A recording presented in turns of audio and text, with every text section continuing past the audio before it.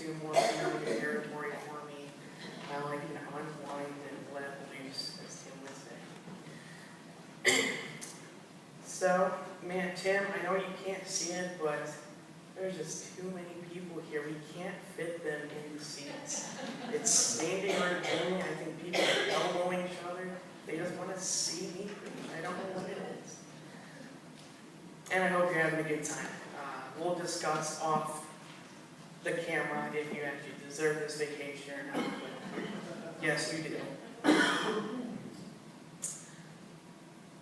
When Tim asked me to cover for him, we were going through the I am statements in John. I was kind of relieved. The Gospel of John is one that I've been working with since I went to undergrad. So I kind of know a little bit about what's going on, and I've looked at the I am statements before. If you want to look on the next slide, or the next two slides, we'll go and read our text today. It comes from John 8:12-32. Reads again, Jesus spoke to them, saying, I am the light of the world. Whoever follows me will not walk in darkness, but will have the light of life. So the Pharisees said to him, you are bearing witness about yourself. Your testimony is not true. Jesus answered, even if I do bear witness about myself, my testimony is true. For I know where I came from and where I am going. But you do not know where I come from or where I am going. You judge according to the flesh. I judge no one. Yet even if I do judge, my judgment is true. For it is not I alone who judge, but I and the Father who sent me. In your law it is written that the testimony of two people is true. I am the one who bears witness about myself, and the Father who sent me bears witness about me. They said to him, therefore, where is your Father?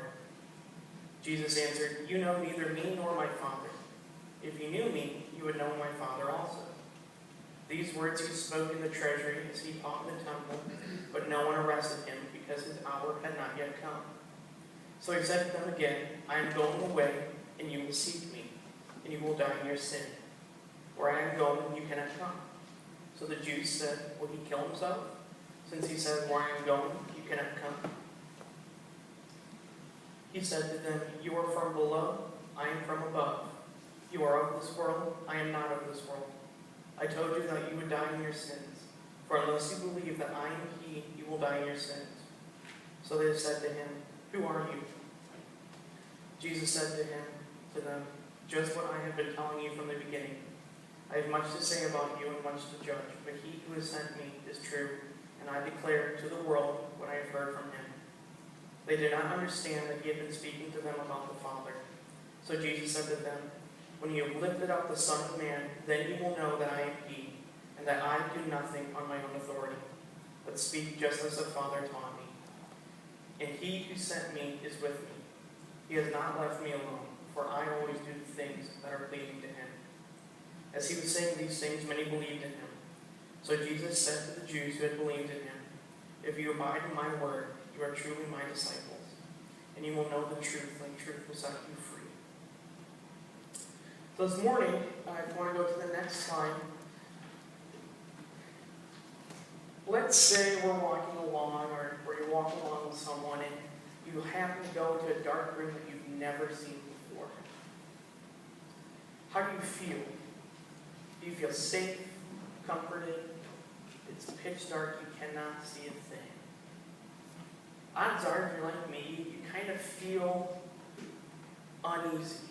There's something about the dark that just makes us kind of afraid. We can't see what's going on. We need light to help us feel better.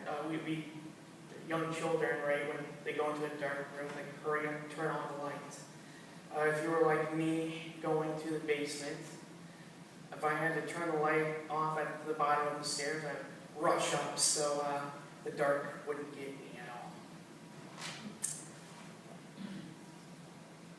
But here we have Jesus describing himself as the light that makes us safe, feel secure.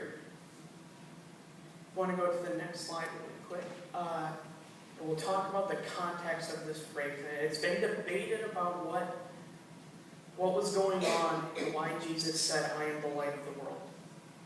And It's kind of traditional that he was talking about the feast that was going on at that time. It's called the Festival of Booths. And he refers to himself as the light because one of the things that would go on in that festival was there were these giant lights that they had constructed that would illuminate an area. So many had thought Jesus was referring to that. It would be fresh in their minds, and it's something that they would easily remember and latch on to. Much like last week when we looked at I am the bread of life. Jesus had just fed people. He says, okay, like that bread, I am bread. But after some thought and some research, I think it deals more with something Jesus does frequently. He references the Old Testament. And even what we saw last week in the I am the bread of life, Jesus was referred to the manna coming down. So is there ever instances in which God envisions himself as light? Indeed there is. If we look at Exodus 13 and 14, chapter 13 and 14, up here it says, and the Lord went before them by day in a pillar of cloud to lead them along the way, and by night in a pillar of fire to give them light, that they might travel by day and by night. The pillar of cloud by day and the pillar of fire by night did not depart from them before the people.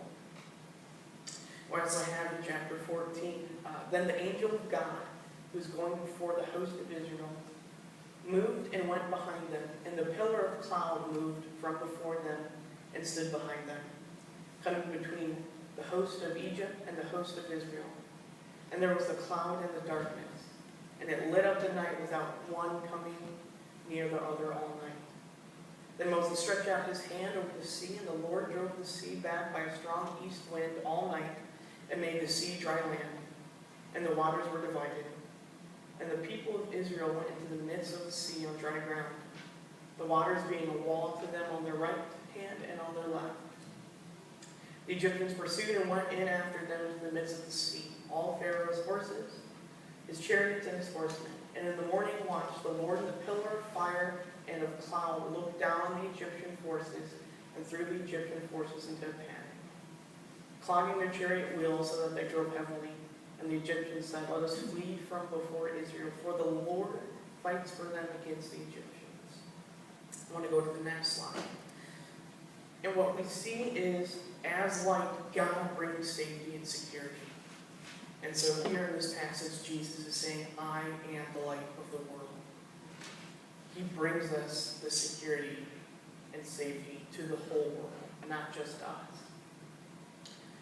But as the light of the world, and as we look at this passage today, there's three things that are clear to me that I want to expand upon. The three things is the light is the giver of life. The second one is the light is not alone. And three, the light cannot be snuffed out. We go to the next slide, we can look at the light as the giver of life. So this is first established in John's prologue in his gospel. John chapter 1 verse 4 says, in him was light, and the light was the light of men. Now this is referring to as the Word, as John sets it up, which we know is Jesus Christ.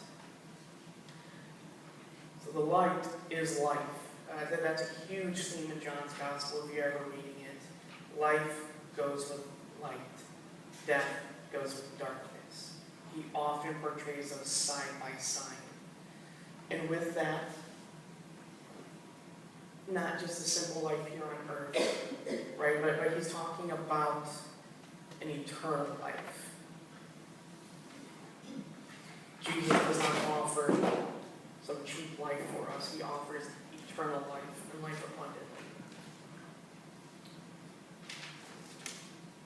He offers eternity with him, the Father, and the Spirit. And he offers that to all who receive him. In John 1:9 and John 1:12, we get the true light, which gives light to everyone, was coming into the world. And then verse 12, but to all who did receive him, who believed in his name, he gave the right to become children of God.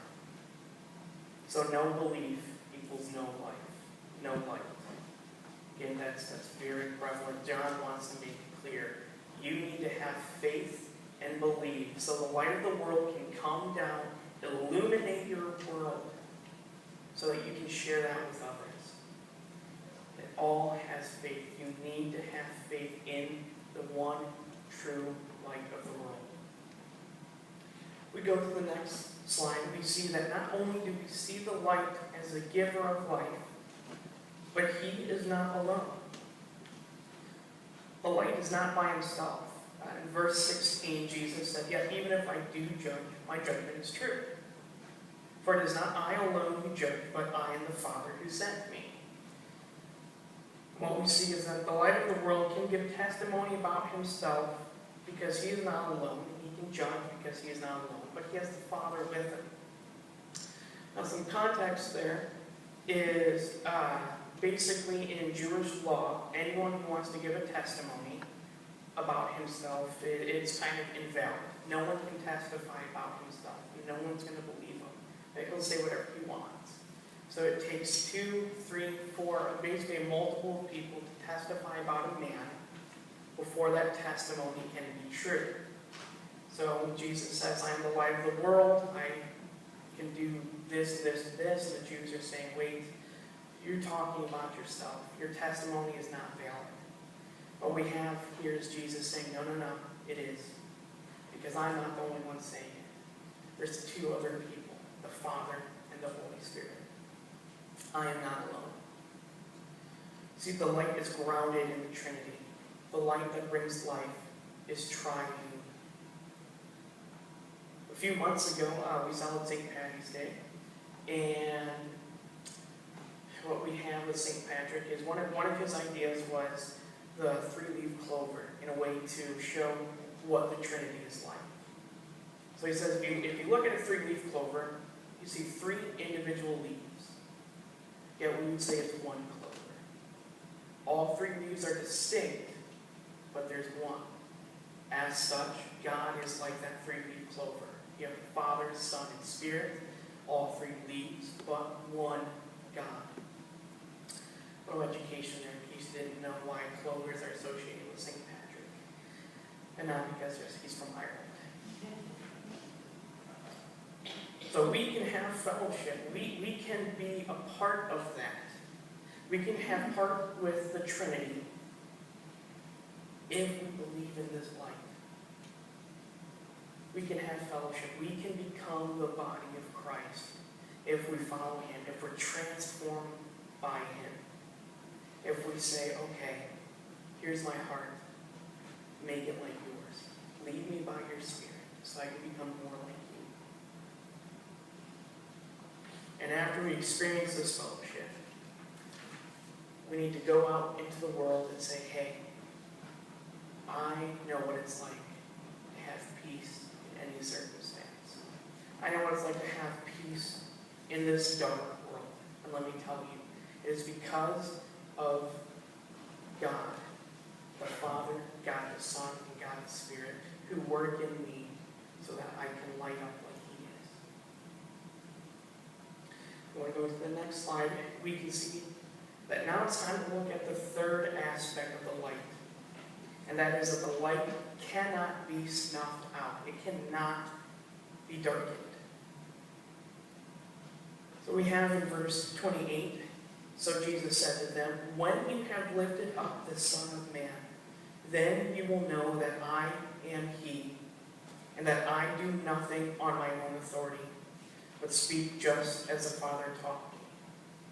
So let's look at that phrase, "lifted up." Refers to his death on the cross. And before Jesus would say, just like in Old Testament times, because Jesus references the Old Testament a lot, just as with Moses, you guys were afflicted by snakes, you lifted up a bronze snake and were saved. So the Son of Man is lifted up, and you will be saved. The Son of Man will be put on a cross and lifted up for all to see. The Son of God displayed on the cross. But I think we can also see it referring to his resurrection. Not only is he lifted up from the cross, but God lifts him up from the dead. and says death has no mastery over you. I will not allow it. Go to the next slide. So we see this victory that the light has. And I love the way the other Gospels portray this. If we look at Mark and Matthew's Gospel, to kind of get the setting here, when Jesus is on the cross, we see in Mark, and when the 6th hour had come, there was darkness over the world. Matthew 27, now from the 6th hour there was darkness over all the land into the 9th hour. And if you haven't heard, there's a song basically said death was arrested. And in the song you have lyrics that say, darkness rejoiced as though heaven had lost. Right? The darkness says, here is your light, God. I won. You lost. I am the winner.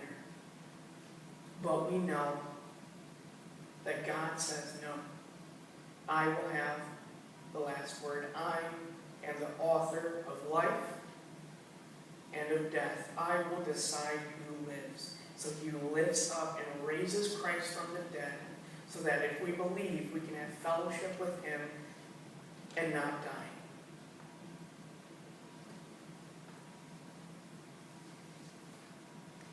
This again is foreshadowed in the prologue of John's Gospel. You want to go to the next slide. And we see in John's Gospel, chapter 1, verse 5, the light shines in the darkness, and the darkness cannot overcome it. Period. No matter what. If we are in the light, then nothing will overcome us. That's a promise. Paul says that in Romans, right? What can separate us from God's love? Can this?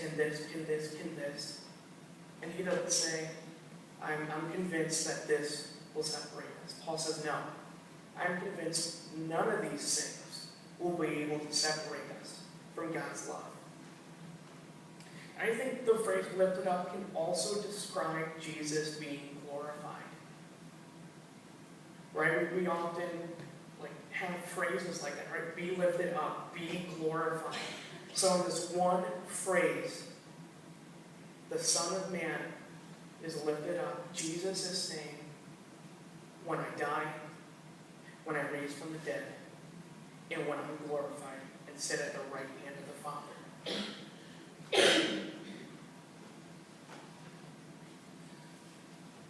Now that we have seen the light as a giver of life, who is not alone and cannot be snuffed out or darkened, we now have this question of, what do we do with this passage? What do we do? I want to go to the next slide. Step 1, believe in the light. That's crucial. If you do not have the light, you do not have life. John makes that very clear. Just as he is in the light, right as he said, I believe in 1 John, so you walk in the light. Illuminate yourselves by spending time in the light. And realize that he is not alone. Right? You're not just walking with Jesus, you're not just walking with Christ, but you're walking with the Father and the Spirit. The one who has sent the light into the world and the one who helps the light transform us to be brighter. We need to show respect to the whole Trinity. We need to be Trinitarian. We cannot lose sight of that. And we need to know that the light you have inside of you cannot be darkened. It cannot. That is a promise. Jesus defeated death and darkness and offers that victory to you if you believe in his name. And lastly, and probably one of the more important ones, share it with others. How can other people experience this light if we do not show them? How can these people know who Jesus is if we do not tell them? How can they experience love if we do not love them the way God does? We say this is a dark and troubling world, and indeed it is, but maybe that's a call for us to shine with the light that God gives us. So hopefully we can illuminate the world so that all may turn to God. And then at the end he can come down and say, very well, I am your God, and you are my people. So brothers and sisters, look to Jesus, who is the light of the world. Let him illuminate your life with the life he offers. See the Trinity at work in your lives, and know that nothing can take you out of the light. Be sure to spread the light to whoever you see, so that the light can illuminate this dark world. Would you please pray with me? Heavenly Father, we thank you for everything. We thank you for the light that you give us. We know we are just dim candles compared to how bright you are, but we ask you to form us, transform us into Christ's image, so that we can grow brighter and brighter, so that we may lead others to you.